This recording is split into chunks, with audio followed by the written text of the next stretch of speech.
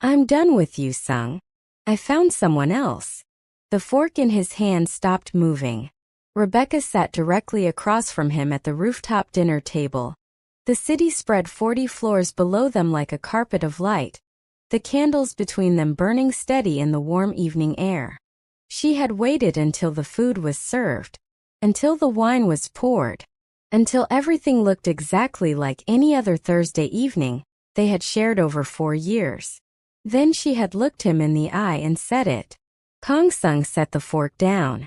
Slowly, the way he did everything. He looked at her across the table and the city behind him glittered and hummed and went about its business, completely indifferent to the fact that something irreversible had just been spoken out loud over a candlelit dinner 40 floors above it. Say that again, he said. You heard me. Rebecca. Say it again.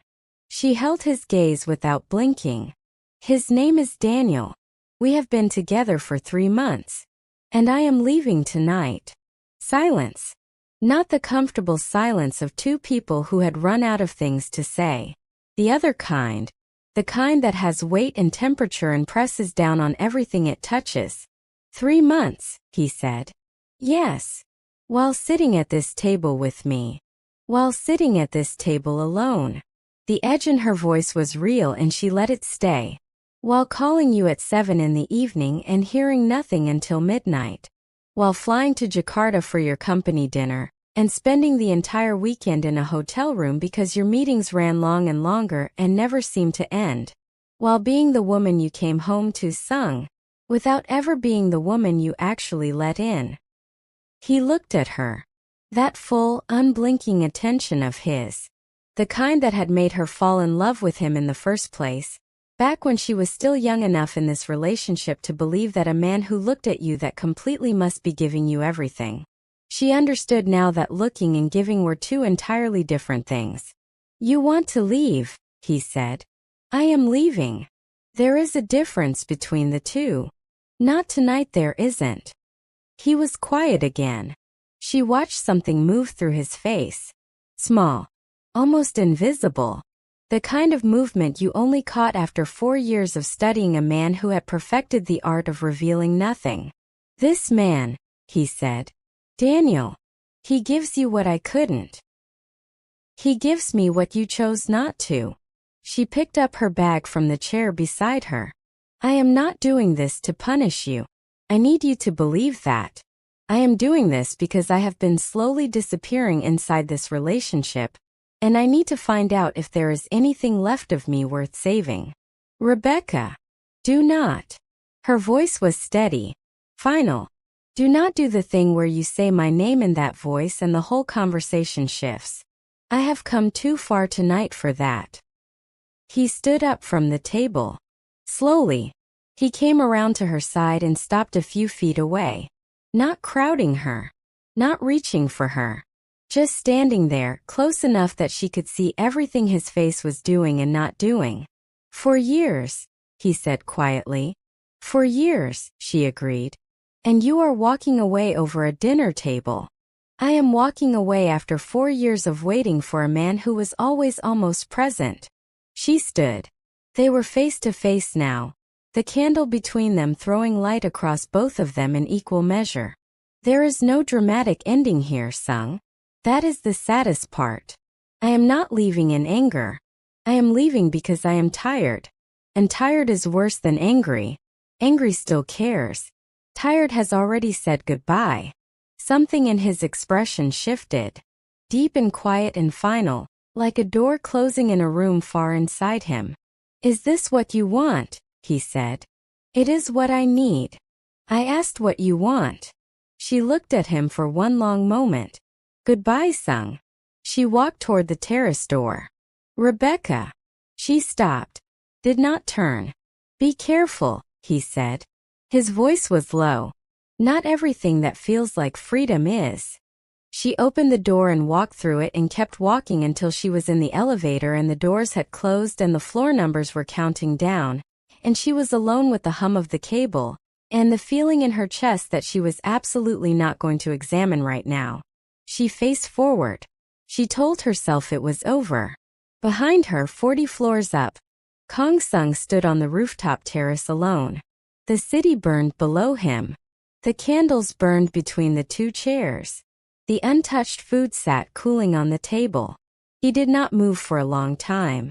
When he finally did, it was only to sit back down in his chair, pick up his wine glass, and look out at the city with the particular expression of a man who has just understood something too late to do anything about it. His jaw tightened once. Then his face went still. And something behind his eyes, patient and absolute and not even close to finished, quietly began. Before we go one step further, hit that subscribe button right now and tap that like button. Because what this man does next is something you are absolutely not ready for. Stay with me. Daniel Ben was easy to love. Rebecca came back to this thought the way you return to something you have written on a wall. Something you pass every morning and read again, not because you have forgotten it, but because you need the reminder to still be true. He was warm. The kind of warm that did not ration itself or arrive with conditions attached. He left coffee on the counter before he left each morning. He asked how her day went and waited for the full answer. He remembered the small things, the name of her sister, the tea she reached for when she was overwhelmed, the particular silence she needed after a hard day before she was ready to talk. He was present. Completely, consistently, uncomplicated present. She told herself this was everything she had wanted. She was not wrong. But she was not entirely right either, and the gap between those two things lived somewhere behind her ribs like a splinter she could not locate precisely enough to remove. "You are far away again," Daniel said one evening. They were on his balcony. Dinner finished. The city below them warm and indifferent. He was watching her with that careful attention that she was still learning to receive without deflecting it. "I am right here," she said. "You are on the balcony," he said. "That is not always the same thing." She looked at him. Good face. Honest eyes. A man who had never once made her feel like a burden. "Work was long today," she said. "Rebecca." "What?" "It is always work." He leaned forward, elbows on the table. "I am not asking you to fix anything right now. I am just telling you that I see it. Whatever you are carrying, I see it. And I am not going anywhere." She was quiet for a moment. Then she reached across and covered his hand with hers. He turned his palm up and held it. They sat like that in the evening quiet, and she told herself that exactly this was what she had chosen. And she meant it. She did. But the splinter stayed where it was. The flowers came on a Monday. White peonies. A full arrangement sitting on her desk when she arrived at the office. Her assistant Tola had placed them in the center of the room, and was now making herself very busy at her own desk in a way that meant she had opinions she was keeping to herself. Rebecca stood in the doorway with her coat still on. She knew before she crossed the room. Before she read the florist's name on the wrapping. A small shop in the Han district.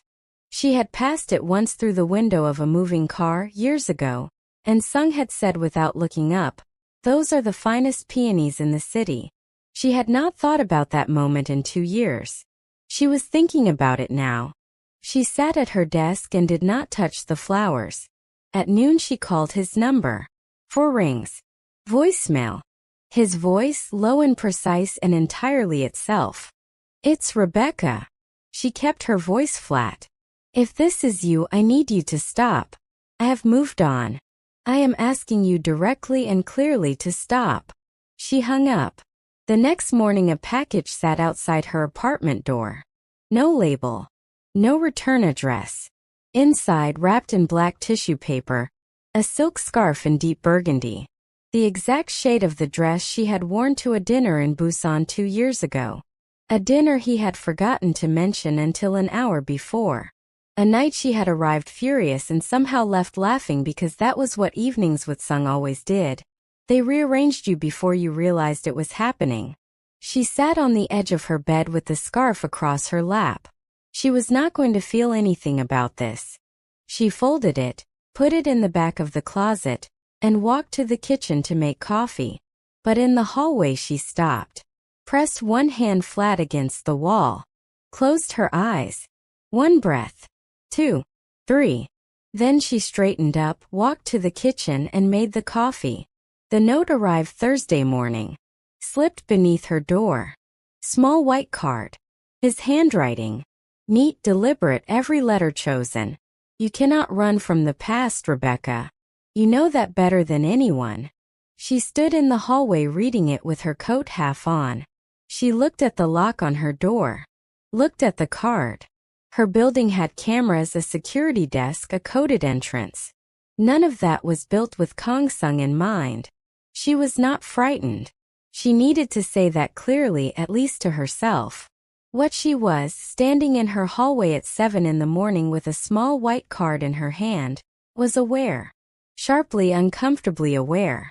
The way you become aware of a presence in a room you thought was empty. Not danger exactly. Presence. He was close. And he was making sure she knew it. I want to speak to him, Daniel said. She had told him that evening. All of it. The flowers, the scarf, the note. She had watched his face move through the stages of it. Concern first, then protectiveness, then something quieter underneath both of those. Something working out what it was actually dealing with. No, she said. Rebecca. Someone is sending things to your office and sliding notes under your door. I am not going to sit here and... Daniel. She kept her voice steady. Listen to me carefully. The kind of man Sung is, reaching out to him directly does not produce the outcome you are imagining. Produces a completely different one. One that I cannot walk back once it starts. You are protecting him. I am protecting you. There is a difference and I need you to trust me on that. Daniel was quiet. She watched him process it, the instinct to act pushing against the information she had just given him. He was not a reckless man. That was one of the things she loved about him. He listened even when it cost him. Then what do we do? He said. I handle it. I know how he thinks. I know what he responds to. You left him 3 months ago and he is still in your hallway. His voice was even. Not accusatory. Just honest. That is not handling it, Rebecca. That is something building toward something. She had no answer for that. He reached across the table. She took his hand and held it, and they sat in the quiet of two people trying to love each other clearly through something that was not yet finished with either of them. The gala was on a Thursday. Daniel had a late meeting. Rebecca went with a colleague, wore a deep green dress, her mother's earrings, heels that made her feel like she was walking somewhere that deserved her. The hotel ballroom was full of the city's carefully arranged money. People who spoke in subtext and held their glasses with intention. She moved through it easily. 4 years with Sung had given her that much at minimum. She was near the tall windows, half inside a conversation about a new arts foundation, when the feeling arrived. Not a sound, not a sight, a feeling. The specific shift of air pressure that happens before weather changes. The 1-degree drop in temperature that your body registers before your mind catches up. She turned slowly. Across the room near the far wall, Kang Sung stood alone. Charcoal suit. No tie. One button. A glass of something dark held low in his right hand. He was looking at the opposite window, or appearing to. But she knew with the absolute certainty of 4 years of learning this man that the entire room was in his peripheral vision. Including her. He raised his glass. Barely. A half-inch. To the skyline, to nothing, to her. Rebecca turned back to the window in front of her. Responded to something her colleague said. Kept her expression exactly where it needed to be. But her hands at her sides had gone completely still. She left an hour early. In the car going home she sat with her hands in her lap and made herself think clearly. He was not going to disappear. She had understood that on some level since the night she walked through his terrace door and rode the elevator down. Clean endings were not in his vocabulary. Patience was. Presence was. The slow accumulation of signals that said I am still here, and when you stop pretending you feel nothing I will be exactly where you left me. The things she would not say to Daniel, would not say to anyone. Barely let herself complete as a full thought even alone in the back of this car. Part of her recognized it. His language. And felt something in response that was not anger and not fear. She pressed her hands together and thought about Daniel's palm turning up under hers at the dinner table, warm and steady and asking nothing. She told herself she had already made her choice. The note was under her door when she got home. She saw it before she fully stepped inside. White card on the floor just past the threshold. She picked it up. Read it in the doorway with her coat still on. You looked well tonight. That color has always suited you. I am not doing this to frighten you. I am doing this because I have things to say that deserve more than a voicemail and more than silence. When you are ready and you will be, you know where I am. She stood very still. Down the hall a television murmured through a wall. The elevator hummed. Ordinary sounds. Ordinary building. Ordinary night doing nothing at all to account for the fact that she was standing in her doorway in a green dress and her mother's earrings and finding it suddenly very difficult to keep insisting she felt nothing. She folded the card. Folded it again. Walked inside. Locked the door. Stood in her own hallway and looked at nothing. Then she went to her bedroom and sat on the edge of the bed and for the first time since the night she walked away from that rooftop table, she let herself feel the full weight of what she had been carrying. It was heavier than she had let herself admit. She sat with it. Then she got up, washed her face and went to bed. The card stayed on the nightstand. She told herself she would throw it away in the morning. She did not throw it away in the morning. Do not move.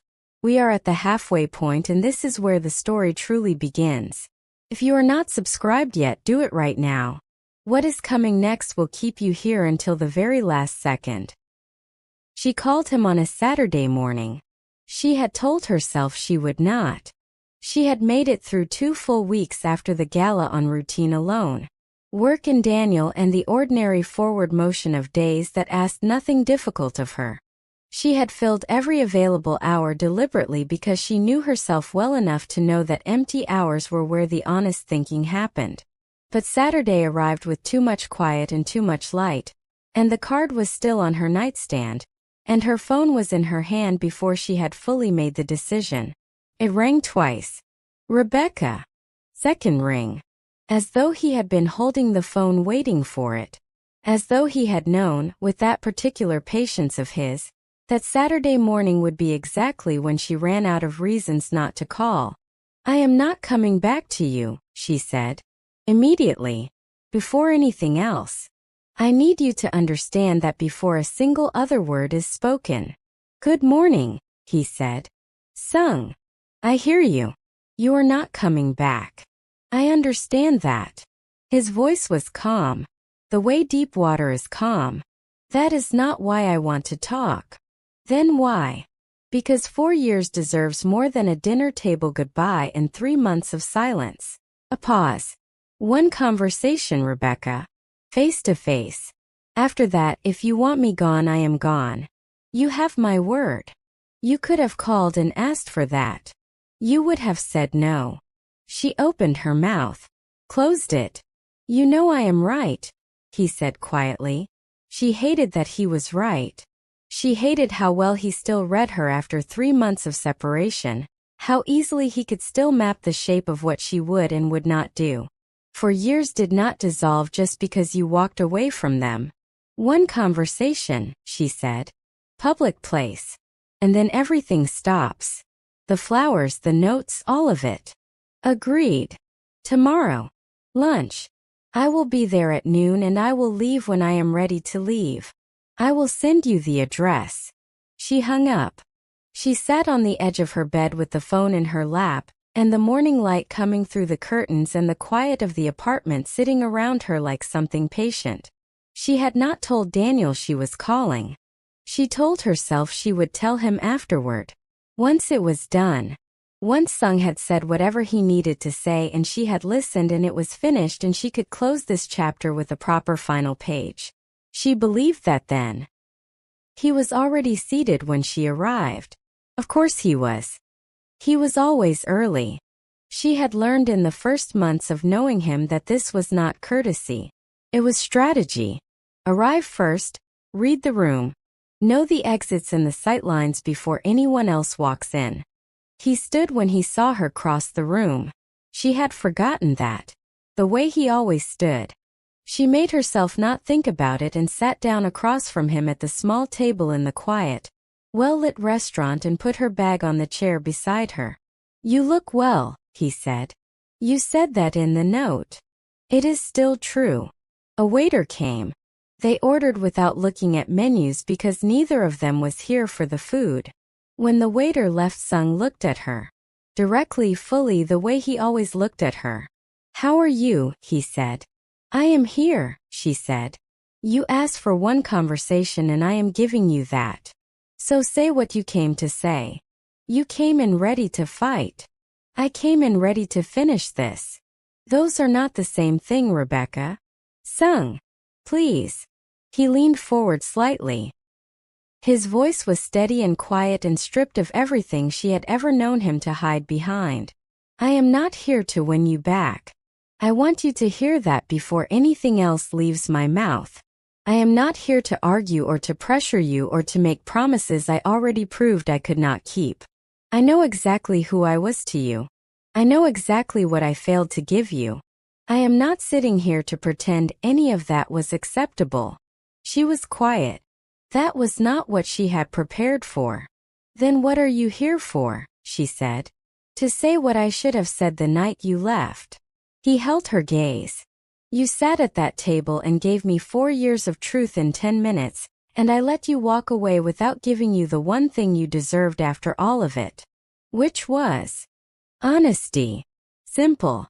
Direct. I knew, Rebecca. I knew I was losing you.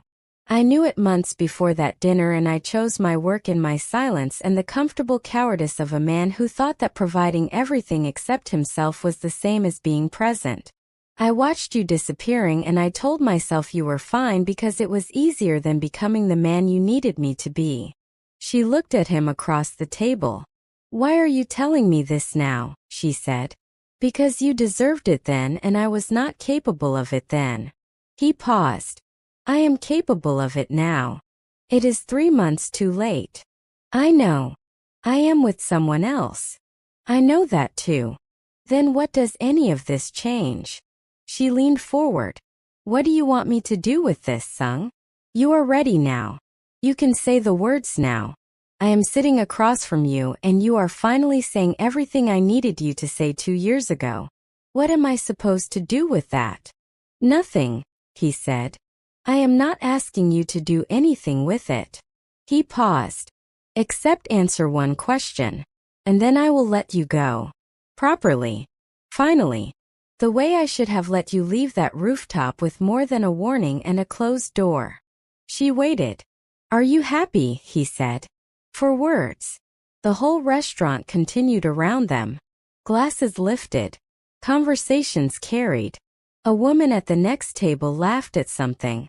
All of it completely unaware of what was sitting between the two people at this particular table.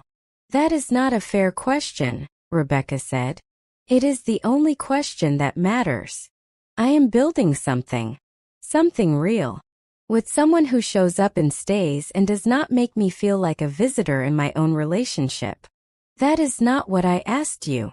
Sung. Are you happy, Rebecca? The silence between them stretched. She looked at the table, then back at him. And something happened in that moment, in the space between the question and the answer she could not find, that she had not given herself permission to feel in 3 months of coffee on the counter and warm hands across dinner tables and a good man who remembered everything and asked for nothing. I am trying to be, she said. It came out quieter than she intended. More honest than she intended. Sung did not look triumphant. He did not lean back or let any satisfaction show on his face. He simply looked at her and let what she had just said be exactly what it was. Trying is not the same as yes, he said softly. I know that. Do you love him? Yes. No hesitation. True. Do you love me? The question landed in the room like something placed very carefully on a surface that might not hold it. She felt it in her chest first. Felt the truth of it move through her before her mind had time to manage it. Felt it press against everything she had built over 3 months of deliberately chosen mornings and deliberately chosen evenings, and a man who was good and present and real. None of that was a lie. She needed to hold on to that. What I feel for you does not disappear because I decided to save myself, she said. I am not going to sit here and pretend it does. But feeling something and choosing someone are two different things. And love without presence, love without showing up, love that makes you feel invisible while being fully seen is not enough. You taught me that. 4 years of loving you taught me exactly that. Something moved through his face. The deepest thing. The thing that lived under all the composure and the patience and the particular control he had wrapped around himself for as long as she had known him. You are right, he said. And his voice, for the first time in 4 years, had nothing behind it except the plain truth. What I gave you was not enough. And I am not sitting here asking you to come back to a man who finally found his words after you paid the full price of his silence. That would be the worst thing I could do to you. She stared at him. Then what are you asking? She said. I am asking you to be honest with yourself, he said. Not with me. With yourself. You spent 4 years being honest with a man who could not return it. Give yourself the same honesty now. Whatever that leads you to. Whatever that looks like. Just do not settle for almost when you deserve completely. Her eyes were warm. She was not going to cry in this restaurant. That was not happening. You could not have said any of this 6 months ago, she said quietly. No, he said. I could not. What changed? 3 months in a quiet house. He looked at her steadily. 3 months of sitting with the specific shape of what I lost. Of understanding that I spent 4 years with the most honest person I have ever known, and responded by giving her the least honest version of myself. He paused. That changes a man. If he lets it. She looked at him for a long moment. At the face she had memorized without deciding to. At the man who had made her feel more alive and more invisible than anyone she had ever known. Sometimes within the same hour. Sometimes within the same sentence. She picked up her bag. I need time, she said. Take whatever you need. No more flowers. No more notes. Nothing, he said. I promise. She stood. He stood. They faced each other across the small table in the quiet restaurant with 4 years and 3 months and one very honest conversation sitting between them. Thank you for finally saying it, she said. Thank you for being worth saying it to, he said. She walked out. The afternoon was bright and warm and full of the city's noise. She stood on the pavement outside the restaurant and breathed it in. People moved around her, traffic, voices. The ordinary, unstoppable motion of a city that did not know or care what had just happened at a corner table inside. Her phone buzzed. Daniel. Thinking of you today. Dinner tonight? She looked at the message. Felt the warmth of it. Felt the realness of it. Felt the other thing underneath it, older and heavier and more complicated, that she was going to have to sit with honestly before she could answer any question about anything. She typed back. Yes. 7 o'clock. She put her phone in her bag and started walking. She told Daniel everything that evening. Not pieces of it. All of it. She sat across from him at the dinner table and she told him about the call, the lunch, the things that were said, the question she had not been able to answer with a clean yes. She watched his face and did not look away from any of it. The hurt of not having been told sooner. The steadiness of a man who had decided to love her without attaching conditions to it. The quiet courage of someone who was choosing not to make this worse than it had to be. When she finished, he was silent for a moment. Are you okay? He said. I am honest, she said. Which is the closest I can get to okay right now. And us. I am here, Daniel. She held his gaze. I am sitting at this table looking at you and I am choosing to be here. That is not nothing. That is not settling. That is me making a choice with my whole self. She paused. But I need to be honest with you the way I would want you to be honest with me. I have things to work through. Old things that turned out to be heavier than I knew. I am not going back to him. I need you to believe that. But I cannot look you in the eye and tell you I am completely free yet. And you deserve a woman who tells you the truth more than you deserve a woman who tells you what is comfortable. Daniel looked at her for a long time. Then he said, when I met you I knew you were carrying something. I never asked you to put it down before you were ready. He leaned forward. But I need one thing from you. I need to know you are working through this toward us. Not through us toward him. Toward us, she said. Completely. He reached across the table. She took his hand and held it and did not let go. They sat in the warm light of a quiet evening. Two people choosing each other through the complicated truth of what real love actually costs.